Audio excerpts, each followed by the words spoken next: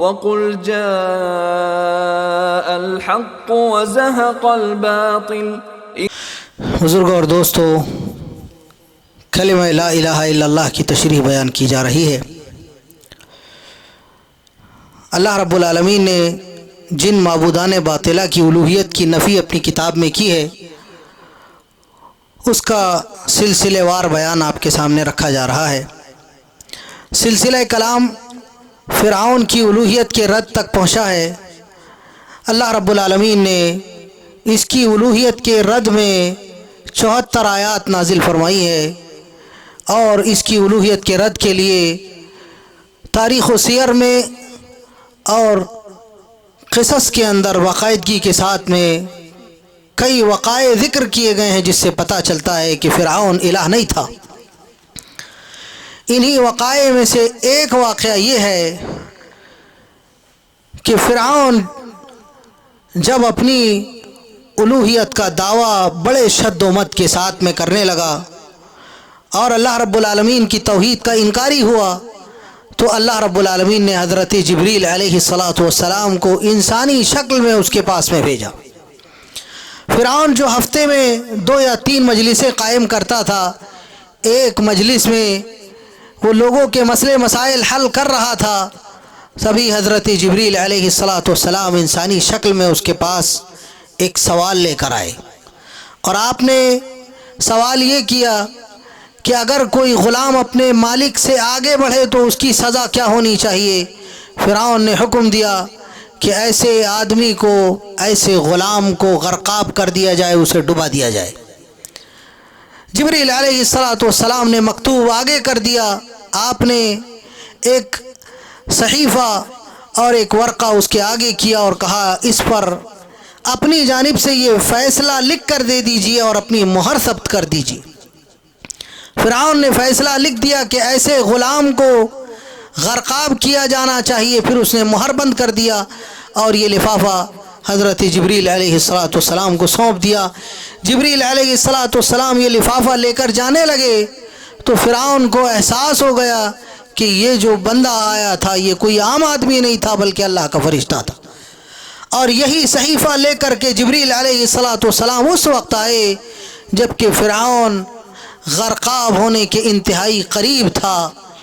جب وہ موسیٰ علیہ السلام کا تعاقب کرتے ہوئے دریا کے کنارے پہنچا، وہاں پر جبریل علیہ السلام وہی مکتوب اپنے ہاتھ میں لیے فرعون کو دکھاتے ہوئے گزرے، اور آپ نے اشارے سے کہا کہ اب تیرا وقت آ چکا ہے، قریب ہے کہ تجھے اللہ رب العالمین ہلاک کر دے۔ یہ واقعہ ذکر کر کے بھی ائمہ کہتے ہیں کہ فرعون اگر سچا معبود ہوتا تو سمجھ جاتا کہ یہ جو بندہ سوال کرنے کے لیے آیا تھا یہ کوئی عام آدمی نہیں تھا بلکہ اللہ کا فرشتہ اور جبریل علیہ السلام تھے۔ ایسے ہی فرعون کی الوہیت کے رد میں امام طبری رحمہ اللہ نے ایک اور واقعہ یہ نقل کیا ہے کہ جس وقت حضرت موسیٰ علیہ السلام اپنے والد کے صلب میں تھے اور اپنی والدہ کے ترائب میں تھے، اللہ کی جانب سے یہ فیصلہ ہوا تھا کہ جس دن آسمان میں ایک ستارہ طلوع ہوگا، اس ستارے کے طلوع کے وقت میں عمران اور ان کی بیوی جمع کریں گے، جس کے نتیجے میں ایک بچہ پیدا ہونے والا ہے۔ تو فرعون نے اپنے کاہنوں سے یہ پتہ کیا کہ آخر یہ ستارہ کب طلوع ہونے والا ہے۔ فرعون کے کاہنوں نے کہا آپ کو اس ستارے کے طلوع کا انتظار کرنا پڑے گا۔ چنانچہ فرعون ہر رات اس ستارے کے طلوع کا انتظار کرتا رہا کہ آخر پتہ کرے یہ بچہ کب پیدا ہونے والا ہے۔ لیکن جس رات یہ ستارہ طلوع ہوا، اللہ رب العالمین نے فرعون کے اوپر نیند مسلط کر دی اور اس رات وہ اس ستارے کو نہ دیکھ سکا۔ یہ واقعہ بھی نقل کر کے ائمہ کہتے ہیں کہ فرعون الہ نہیں تھا، ورنہ اسے نیند نہ آتی۔ ایسے ہی ایک اور واقعہ ائمہ نے نقل کیا ہے کہ فرعون جس دن حضرت موسیٰ علیہ السلام اپنی قوم کو لے کر روانہ ہو رہے تھے، اس دن فرعون حضرت موسیٰ علیہ السلام کے فرار ہونے کو نہیں جان سکا، اور وہ اپنے گھر میں سوتا رہا اور اس کے گھر کے مرغ تک خطاب نہیں کر سکے، اس کے گھر کے مرغ جو ہے وہ بانگ اور اذان نہ دے سکے اللہ کے حکم سے۔ اگر وہ الہ ہوتا تو اس کے گھر کے مرغ بھی بانگ دیتے۔ نبیوں کے لیے بھی اللہ نے یہ مرغ رکھے ہیں۔ شمائل ترمذی میں یا دیگر شمائل کی کتابوں میں آپ دیکھیں گے کہ جناب محمد رسول اللہ صلی اللہ علیہ وسلم کے پاس میں بھی ایک سفید مرغ تھا۔ تو بزرگ اور دوستو، یہ مرغ اس کے گھر میں بانگ نہیں دیتا ہے، جس کی وجہ سے فرعون کی آنکھ نہیں کھلتی ہے۔ یہ واقعہ بھی دلالت کرتا ہے کہ فرعون الہ نہیں تھا۔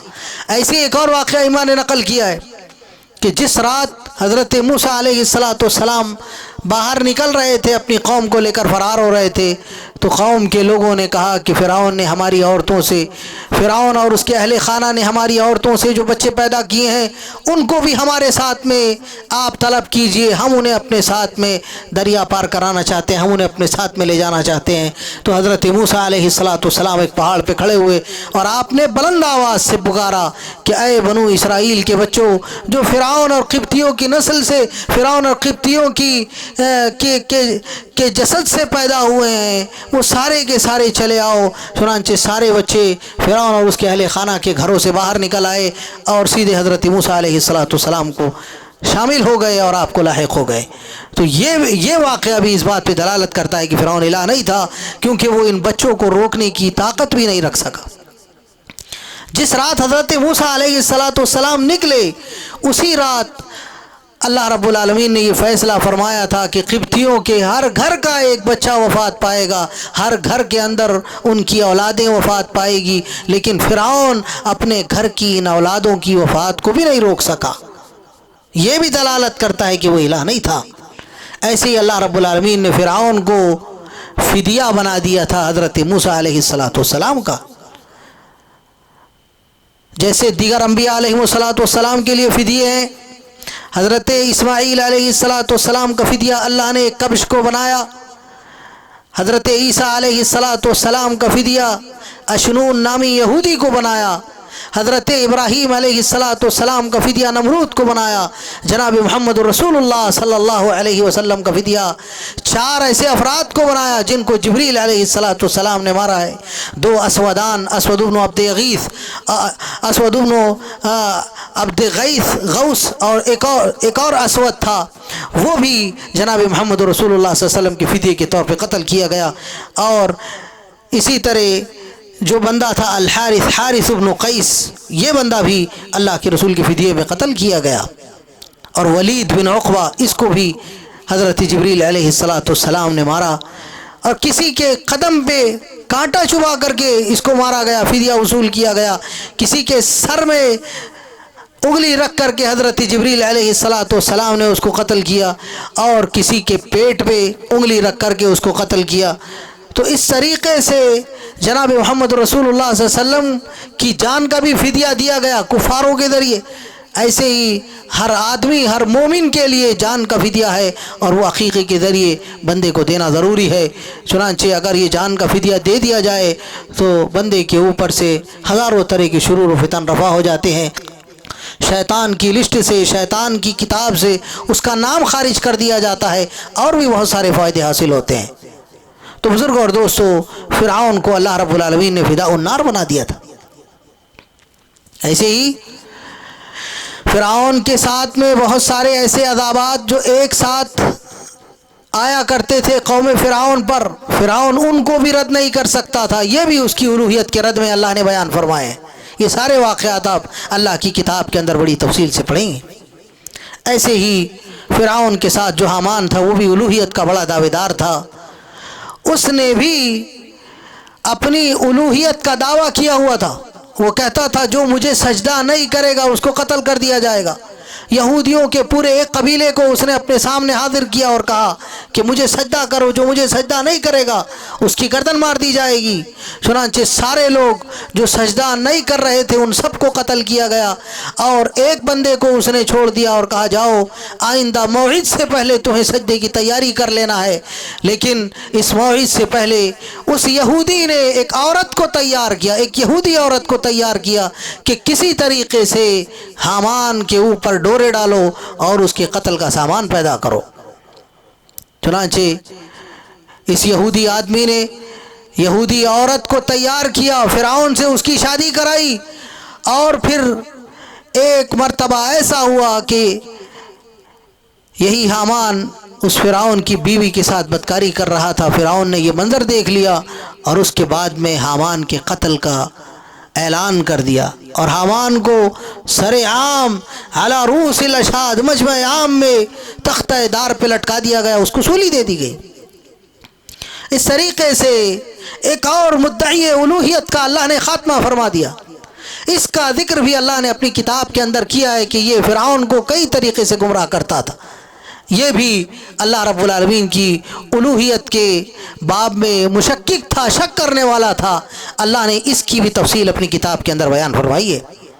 پھر اسی طرح قارون کا بھی ذکر آیا، اور قارون تو حضرت موسیٰ علیہ السلام کا چچا زاد بھائی ہے، ابن عم موسیٰ علیہ السلام، وکان ابن عم موسیٰ، حضرت موسیٰ علیہ السلام کے چچا کا بیٹا تھا۔ ساتھ میں حضرت موسیٰ علیہ السلام نے اپنی اس بہن سے اس کا نکاح کرایا تھا جو بہن حضرت موسیٰ کو فرعون کے دربار سے بچا لائی تھی۔ امام البانی رحمہ اللہ بہت پیاری بات یہاں پہ نقل کرتے ہیں کہ اگر یوسف علیہ السلام کی بھی بہن ہوتی تو ان کو بھی کنویں سے نکال لاتی۔ تو بہن کا بڑا اونچا مقام و مرتبہ ہے، بہنوں پہ خرچ کرنے والے، بہنوں کا اچھا خیال رکھنے والے قیامت کے دن جہنم کی آگ سے بچائے جائیں گے۔ اللہ کے رسول صلی اللہ علیہ وسلم کا فرمان ہے، من کانت لہ ابنتان او بنتان او اختانی، کہ جس کی دو بیٹیاں ہوں یا جس کی دو بہنیں ہوں اور وہ ان کی تکریم کرتا ہو، ان کی تعظیم کرتا ہو، یہ دونوں بہنیں، دونوں بیٹیاں یا اس کے گھر کی دونوں عورتیں اس کے حق میں جہنم کی آگ سے ڈھال بن جائے گی۔ تو حضرت موسیٰ علیہ السلام نے اپنی بہن کی ہوئی خدمت کا صلہ ایک اچھے آدمی سے نکاح کر کے دیا، لیکن پتہ نہیں تھا کہ یہ آئندہ زندگی میں بدل جانے والا ہے، منافق ہو جانے والا ہے۔ یہ تورات کا حافظ تھا، اللہ کی کتاب تورات کو سینے میں رکھنے والا تھا، وَكَانَ يُسَمَّى نُورًا، اس کو نور کہا جاتا تھا، لِأَنَّهُ كَانَ يُحْسِنُ التِّلَاوَةَ بِالتَّوْرَاتِ، اس لیے کہ تورات کی بڑے اچھے انداز سے تلاوت کرتا تھا، لیکن منافق ہو گیا۔ جیسے سامری منافق ہوا ویسے یہ بھی منافق ہو گیا۔ حضرت عبداللہ ابن عباس رضی اللہ تعالیٰ عنہ فرماتے ہیں کہ حضرت موسیٰ علیہ السلام جب فرعون سے فارغ ہوئے تو جبریل علیہ السلام حضرت موسیٰ کے پاس آئے اور کہا کہ جو تورات ہم نے تم کو دی ہے اس تورات کو سونے کے پانی سے لکھو، کیونکہ تورات ہم نے تمہیں اپنے ہاتھ سے لکھ کر کے دی ہے، اس کی قدر کرو۔ حضرت موسیٰ علیہ السلام نے اللہ سے گفتگو کی کہ اللہ رب العالمین سونا کہاں سے آئے گا اتنا؟ تو اللہ نے جبریل علیہ السلام کو بھیجا اور پھر علم کیمیا سکھایا، جس کے ذریعے زمین کے خزانے اور زمین کے ہیرے جواہرات، سونے چاندیوں کا علم حضرت موسیٰ علیہ السلام کو ہو گیا، لیکن یہ علم 4 حصوں میں تقسیم کر کے حضرت موسیٰ کو عطا کیا گیا، اور آپ کو حکم دیا گیا کہ اپنی امت کے 4 الگ الگ لوگوں کو یہ تعلیم دے دو۔ آپ نے اپنی بہن کو 1/3 حصہ علم کیمیا کا سکھایا، اور یہی 1 حصہ قارون نے اپنی بیوی سے سیکھا تھا، اور قارون اس 1 حصے پر اس نے اکتفا نہیں کیا بلکہ اس نے اس پر دیگر جنوں اور شیاطین سے بھی مدد حاصل کی۔ اس نے حضرت جبریل علیہ السلام کے لائے ہوئے یہ علم کیمیا اور دیگر جو علوم تھے اس کو حاصل کرنے کی بجائے جنوں سے مدد لینا پسند کیا۔ حضرت موسیٰ نے جن لوگوں کو سکھایا تھا ان سے نہیں سیکھا، بلکہ جو اپنی بیگم سے علم حاصل کیا تھا اس پر مزید اس نے جناتوں سے علم حاصل کر کے جناتوں کی مدد لی، جنوں کی مدد لی، اور ان سے وہ استمداد بالغیب کیا کرتا تھا۔ اس نے موکلین بنا رکھے تھے جنوں کے، اور جنوں سے وہ مدد طلب کیا کرتا تھا۔ اب نتیجہ یہ ہوا کہ جنوں سے مدد طلب کرنے کی وجہ سے وہ مشرک ہو گیا۔ اب اسی شرک نے اس کو کہاں تک پہنچایا، آپ اندازہ لگائیے کہ جنوں کے ساتھ اس نے خزانوں کا علم حاصل کیا، حضرت یوسف کے خزانے تک پہنچ گیا۔ حضرت یوسف علیہ السلام کا خزانہ جب اسے ملا تو حضرت موسیٰ علیہ السلام اس کے پاس میں آئے کہ اپنے اس خزانے میں سے خمس نکال کر کے دو۔ تو اس نے کہا خمس نکالوں گا تو بہت زیادہ خرچہ ہو جائے گا، میں اتنا نہیں دے سکتا ہوں۔ تو حضرت موسیٰ علیہ السلام نے کہا اگر خمس نہیں دے سکتے ہو تو اعلی اقل درجات زکوٰۃ دے دو، اور زکوٰۃ بھی اس وقت 2.5% نہیں تھی، 1% دینا تھا، 1000 میں سے 1 حصہ دینا تھا۔ چنانچہ حضرت موسیٰ علیہ السلام نے اس سے کہا کہ 1000 دینار میں 1 دینار ہم کو دے دو۔ جب وہ 1 دینار نکالنے لگا 3 بستیاں اس کے سونے کی زکوٰۃ سے بھر گئی۔ اب اس نے ارادہ کیا کہ اتنا سونا میں حضرت موسیٰ کو دے دوں گا تو پھر میرے پاس کیا بچے گا، حالانکہ اس کے خزانے بھرے پڑے تھے۔ اس کے خزانوں کا عالم بیان کرتے ہوئے حضرت عبداللہ ابن عباس کہتے ہیں کہ 60 خچروں پر اس کے خزانوں کی کنجیاں چلا کرتی تھی، اور ان خزانوں کی کنجیوں کو اٹھانے کے لیے اولی القوہ لوگوں کے پاس میں بھی اتنی طاقت نہیں تھی کہ ان خزانوں کی کنجیوں کو اٹھا لے۔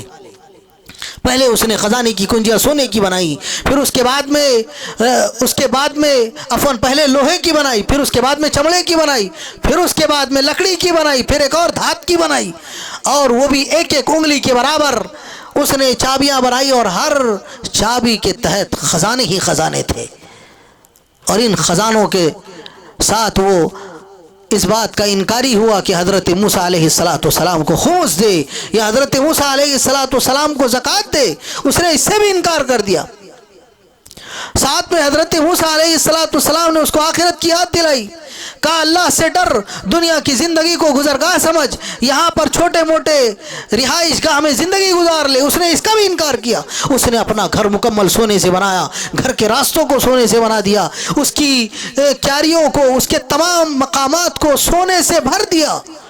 حضرت موسیٰ علیہ السلام کی مخالفت میں پھر وہ اس قدر آگے بڑھنے لگا کہ وہ مجلسیں قائم کرتا تھا، لوگ اس کے پاس صبح و شام مجلسوں میں شریک ہوتے، کھاتے پیتے اور حضرت موسیٰ کی شان میں مخالفتیں کیا کرتے تھے۔ یہ وہ آدمی ہے جو مخالفتوں میں اس قدر بڑھنے لگا کہ اس نے سب سے پہلا یہ وہ آدمی ہے جس نے اپنے ٹخنوں سے نیچے شلواریں لٹکانا شروع کی تاکہ کبر کا اظہار کر سکے۔ یہ وہ پہلا آدمی ہے جس نے اپنی داڑھی اور سر کے بالوں کو رنگ کیا تاکہ یہ جوان دکھ سکے۔ یہ کتنا بڑا جرم ہے جو آدمی ٹخنوں سے نیچے اپنے کپڑوں کو رکھے گا، اللہ کے نبی فرماتے قیامت کے دن اللہ اس پر نظر رحمت بھی نہیں ڈالے گا۔ یہ تکبر کی نشانی ہے بزرگوں اور دوستوں کہ آدمی کا پیداواں اس کے ٹخنوں سے نیچے رہے۔ اس نے یہی تکبر کیا، اور متکبر آدمی، اللہ کہتا ہے کہ متکبر کبریا میری چادر ہے، جس نے میری اس چادر کو چھیننے کی کوشش کی میں اسے ٹکڑے ٹکڑے کر کے جہنم کی آگ میں ڈالوں گا۔ چنانچہ اس نے کبر کیا، اور اس کبر کا نتیجہ آپ دیکھیں کہ دھیرے دھیرے وہ اس کبر میں بڑھتا چلا گیا، اور اس نے داڑھیوں کو بھی کلر کرنا شروع کیا، سر کے بالوں کو کلر کرنا شروع کیا۔ اور یہ سر کے بالوں کو کلر کرنا، سر کے بالوں کو رنگنا کالے رنگ سے، یہ تو اللہ کو سخت ناپسند ہے۔ اللہ کے رسول نے فرمایا تھا میری امت کے اندر ایسے لوگ آئیں گے جو بالکل ایسے ہی سیاہ رنگ اپنے بالوں میں رنگیں گے، بالکل ویسے ہی جیسے پرندوں کے کالے پرندے ہوتے ہیں، ان کے پر ہوتے ہیں، بالکل اسی انداز سے اپنے سر کے بالوں کو اور داڑھی کے بالوں کو کالا کریں گے، اور یہ قیامت کے دن اس حال میں آئیں گے کہ ان کے چہرے پر نور نہیں ہوگا، گرچہ یہ امت محمدیہ کے لوگ ہوں گے۔ تو بزرگوں اور دوستو، فرعون کے زمانے کا یہ جو قارون تھا، اس نے بھی ایسے ہی کیا، اس نے اپنے سر کے بالوں کو رنگنا شروع کیا۔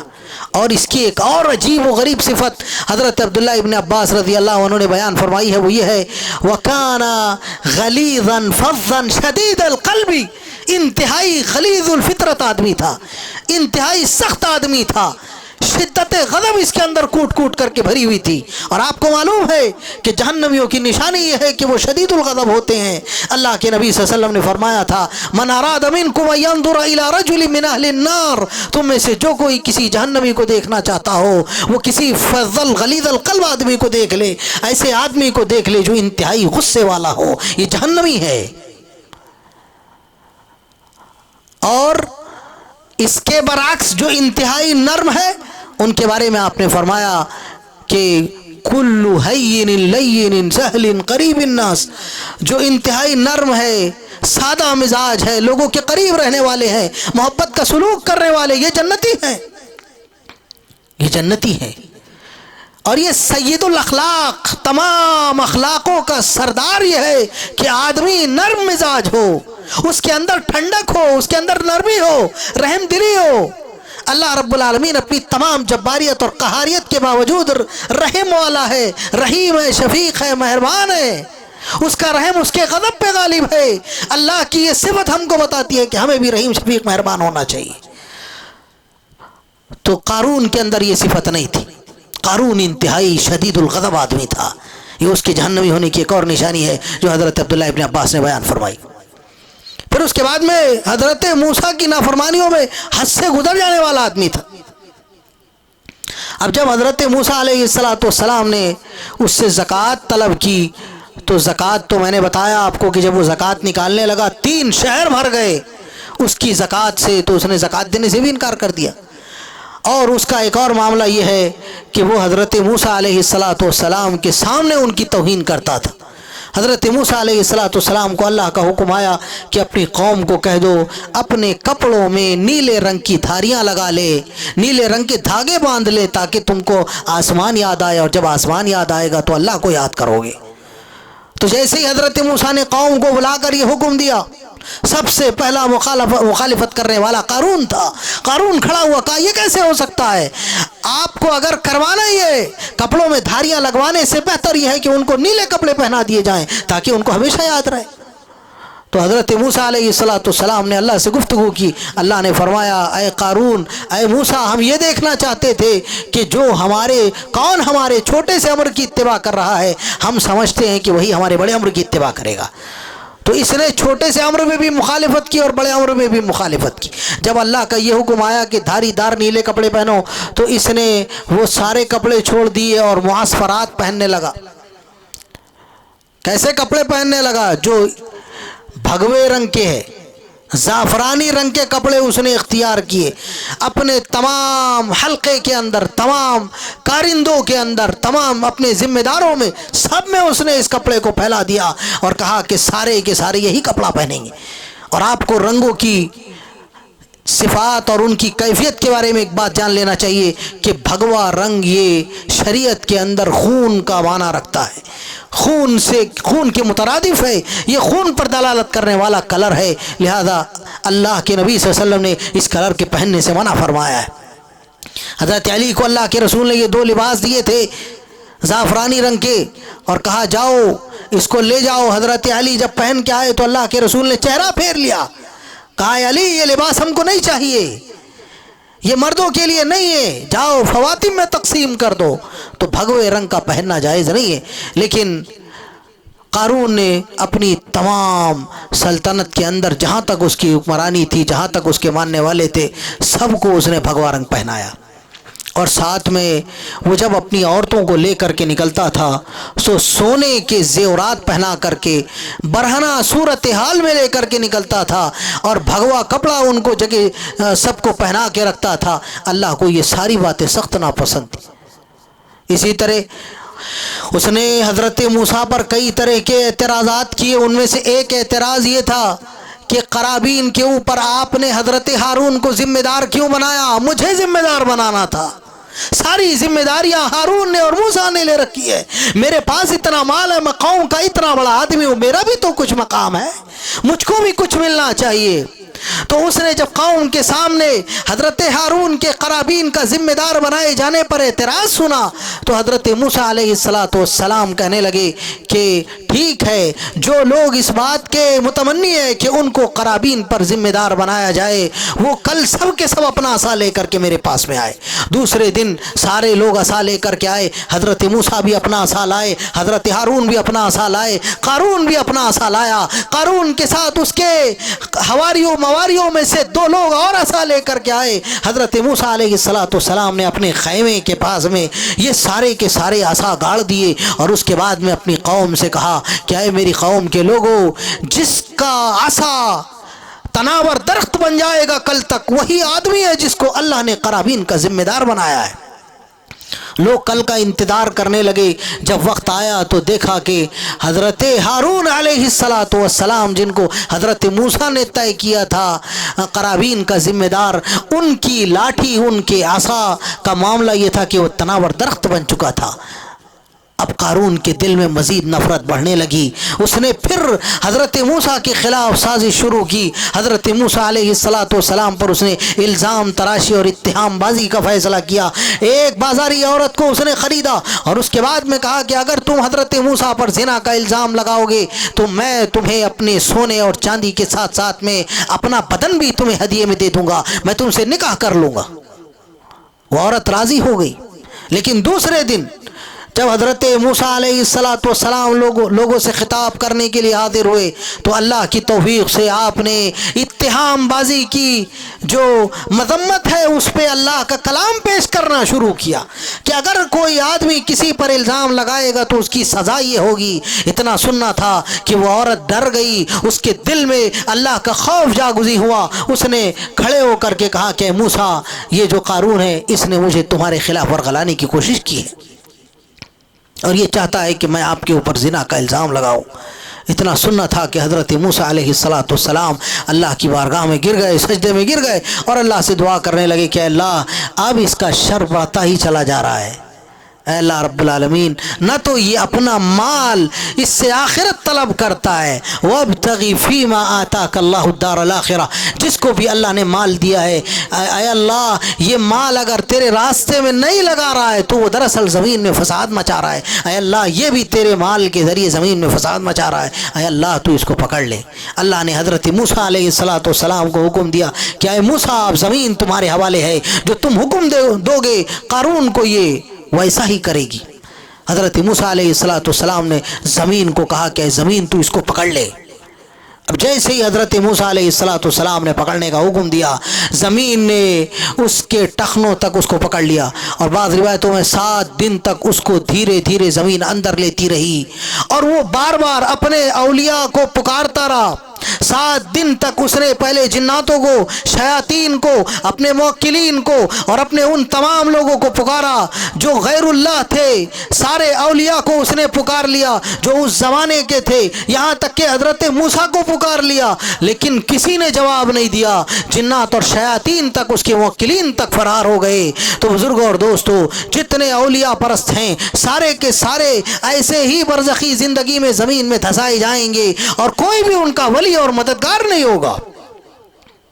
چنانچہ حضرت موسیٰ علیہ السلام کے سامنے وہ زمین میں دھسایا جاتا رہا یہاں تک کہ اللہ کے نبی فرماتے ہیں قیامت تک وہ زمین میں دھسایا جاتا رہے گا. اور بھی بہت سارے لوگ ہیں جن کو زمین میں دھسایا گیا، لیکن اولیاء پرست اگر کوئی آدمی ہے، کوئی ولیوں کو پکارتا ہے، اگر وہ دنیا سے صحیح سالم بچ بھی گیا تو برزخی زندگی کی اس کی سزا یہ ہے کہ قیامت تک اس کو زمین میں دھسایا جاتا رہے گا. کوئی یا علی المدد کہے، یا غوث المدد کہے، یا اسی طرح یا عبد القادر جیلانی المدد کہہ کر کے پکارے، یا اور کسی ولی کا نام لے کر کے مدد کے لیے پکارے گا، ایسے آدمی کو برزخی زندگی کے اندر زمین میں دھسانے کی سزا ملے گی. اس کو قارون کی سزا دی جائے گی. قارون نے بھی وہی کیا تھا. یہاں تک کہ جب اس کو زمین میں دھسا دیا گیا، اللہ نے حضرت موسیٰ سے کہا کہ اے موسیٰ، میرے اس بندے نے اپنے ساتھیوں کو پکارا لیکن مجھے نہیں پکارا. میری عزت و جلال کی قسم ہے اگر یہ مجھے پکار لیتا میں اس کو زمین سے باہر نکال دیتا، لیکن اس نے ایسا نہیں کیا.